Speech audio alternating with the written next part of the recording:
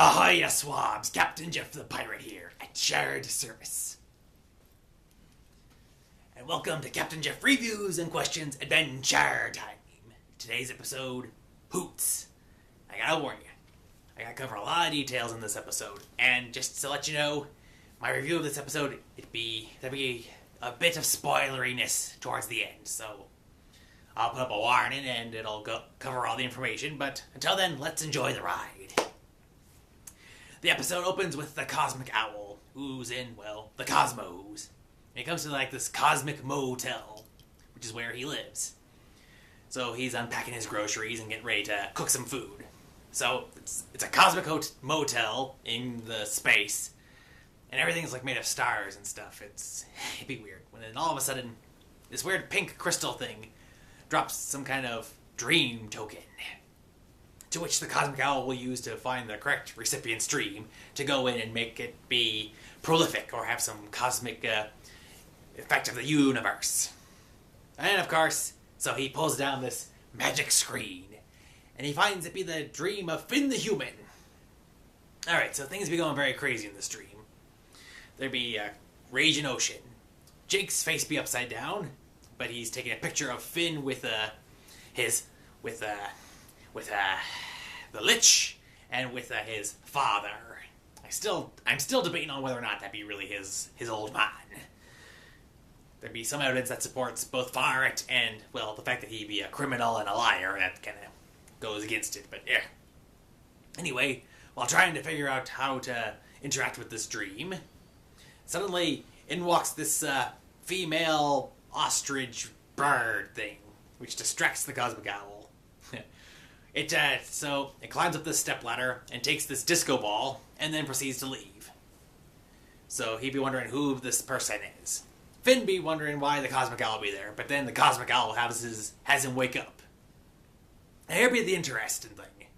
At the start of the episode, you see a picture of Shelby on a string wearing a miner's hat with a light on, and it looks like he's in some kind of cave and trying to get something out of a pool of water. So the title card, it ties in with this. Apparently, Finn swallowed Jake's class ring and was having Shelby go get it. And apparently this was happening unbeknownst to him. So Finn tries to go back to sleep to meet up with the Cosmic Owl, but he has left, and he is now focused on trying to find who that mysterious ostrich woman be.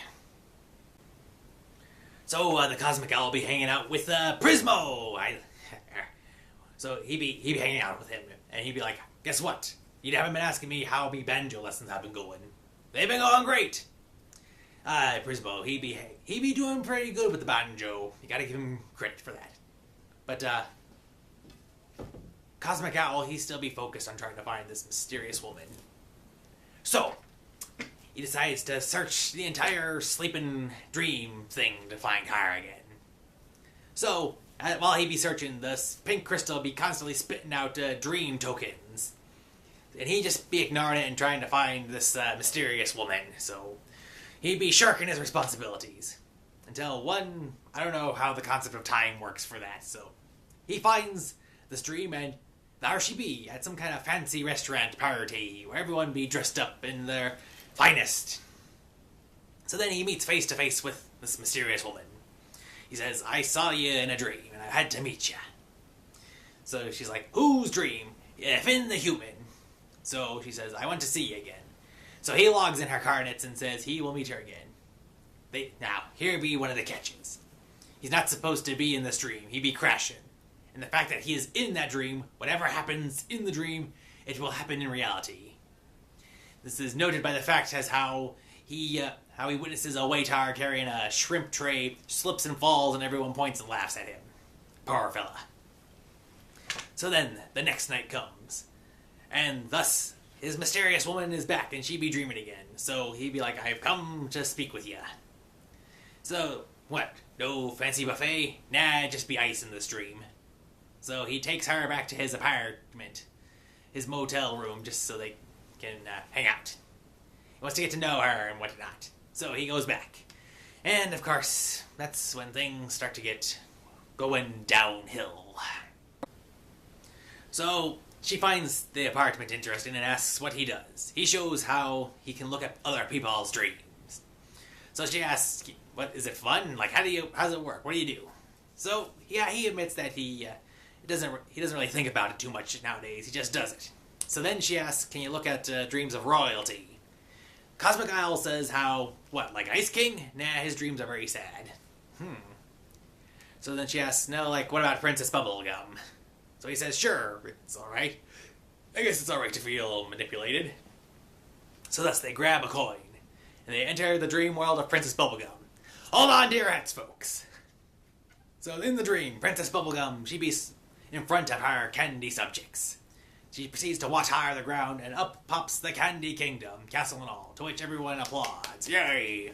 Oh, thank you, thank you. So then, suddenly, things start to go weird. This mysterious ostrich woman thing, she starts to give this dark aura around her. The sky darkens, clouds roll in, and then suddenly the cheering, it goes from cheering to jeering. From yay to boo! Suddenly all of her subjects have turned and are booing her and are throwing stuff at her. What? After all I have done? This is the thanks I get? After all I have done for you? Then suddenly, the dark aura around the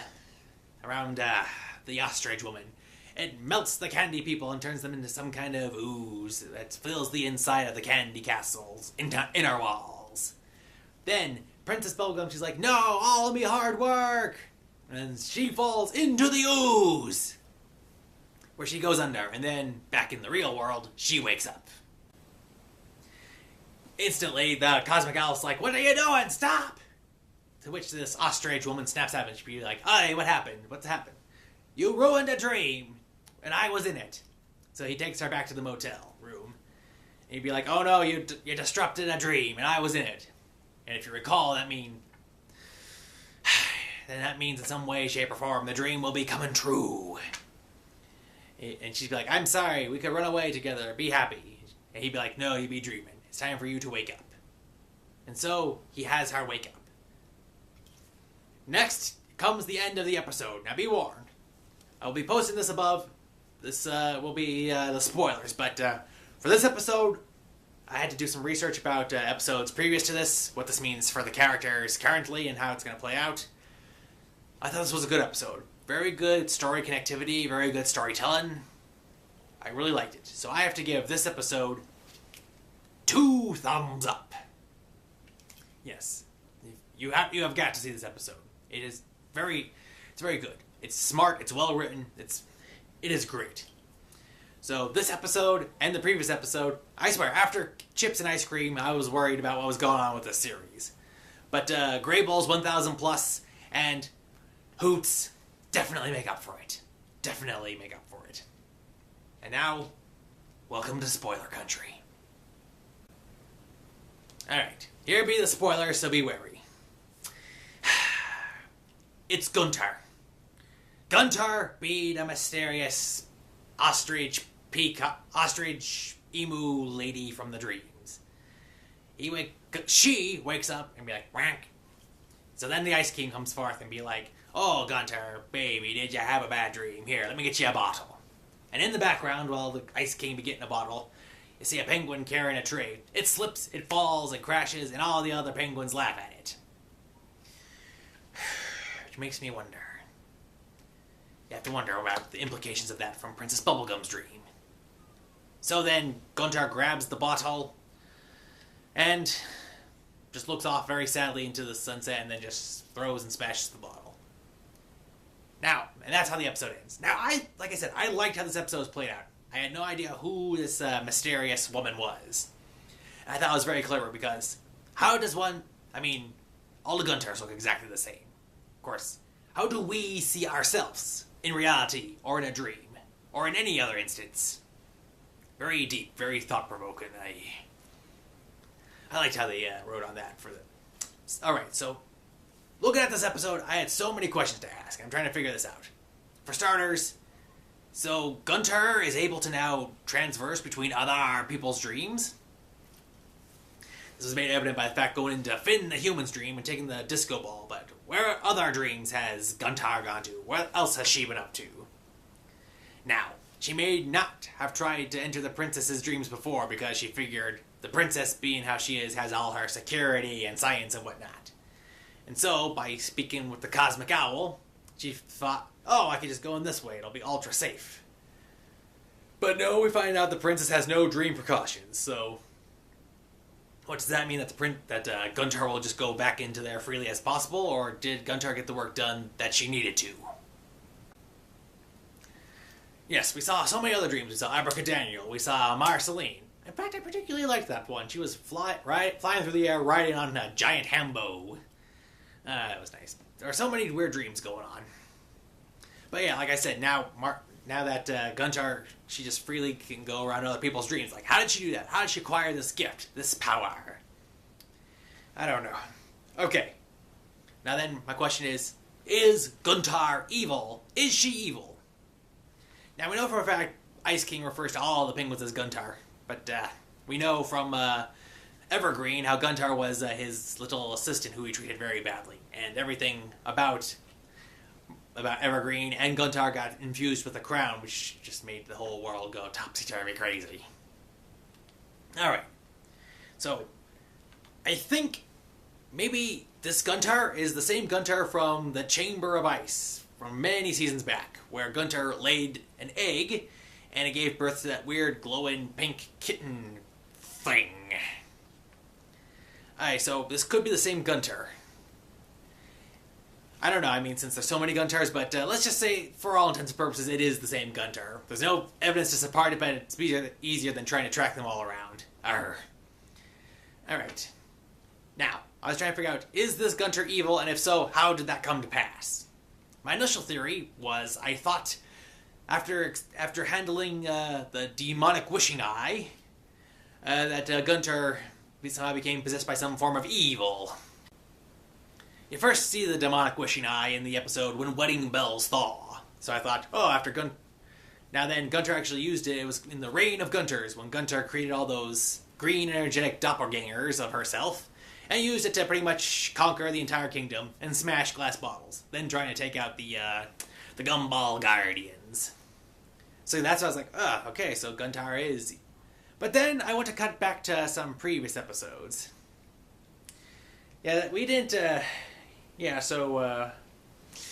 a very early episode, we see when Marceline's dad came from the Nitosphere. He addresses Guntar and says, "Of all the creatures I've met, you are the most evil thing I've encountered. Offer your soul to me, Dark One." Yeah, so this was season 2, episode 1. So this be before Guntar put on the necklace for Reign of Guntars. So I have reason to suspect that Guntar has been possessed by the forces of evil, or is evil. Now, the darkness that emanated from Guntar, I don't know. At no point have I ever seen the Lich interact with Guntar or any of the Guntars. Never did any possession, and obviously the Lich interact with was like the snail, interact with Princess Bubblegum, and now the Lich is in some way, shape, or form is now Sweet Pea, so the evil has been somehow suppressed. So my question is, what new kind of evil is this? Where did this evil come from? Will we be seeing more of it? Was it ever mentioned before, but I haven't been able to pick up on it yet? Only time will tell. Now, cutting back to Princess Bubblegum's dream, and what the Cosmic Owl said. If the Cosmic Owl appears in a dream, it's like a prolific dream. It has implications that will happen in the real world. And we have seen that by showing it up, it will affect what happens in the real world. So the first time, we see Finn interacting with his father and Sweet Pea. This means, I don't know. Then his father disappears, and then Sweet Pea also disappears. Now, is this about what has happened previously? Are we going to encounter these, or is Finn going to encounter these two in some way, shape, or form again in the future? And the weird part is, he was on a treadmill. The laws of space and time were being distorted, and then he was able to jump off the treadmill. That got interesting. Next, when the Cosmic Owl was in Guntar's first dream, the other Gunter tripped and fell and dropped the trait, and everyone laughed. That came to pass when Gunter woke up from the second dream. Now, when Gunter and the Cosmic Owl went into Princess Bubblegum's dream, like I said, the people melted and Princess Bubblegum fell under the ooze. So, what does this mean for the Candy Kingdom? Is it destined to happen? Now, if we look at the footage from Lemon Hope Part 2, or at the very end, with the way all the kingdoms and stuff are set up, the tree is huge. The Lemon Hope Kingdom is completely abandoned, and so is the Candy Kingdom. It's abandoned, but it looks futuristic, but also in a state of ruin. And then also, from our previous episode, Grable's 1000 Plus, we see the land is dying. There's dead grass everywhere. It's very bleak. And but for some reason, all the candy citizens are in the prize bubbles inside the Gumball Prize Guardians. So, was that a potential future? Is it something that'll happen in the immediate future or later on? I don't know. The laws of time are getting very confused here. At this rate, I may have to call Doc Brown or Doctor Who or, I don't know, some other time, or Doctor Strange, maybe some other time math person, scientist thing. Alright, well, sorry this review ran long. Just had to try to get as many loose ends tied together as I could. Like I said, after the episode Chips and Ice Cream, I was happy to see how the episode, that being not their strongest episode, how they rebounded and recovered and are back on track. And until next time, this is Captain Jeff, reviewing and questioning Adventure Time. And that's all the time we have for today. Saying thank you for watching, and as always, arrgh.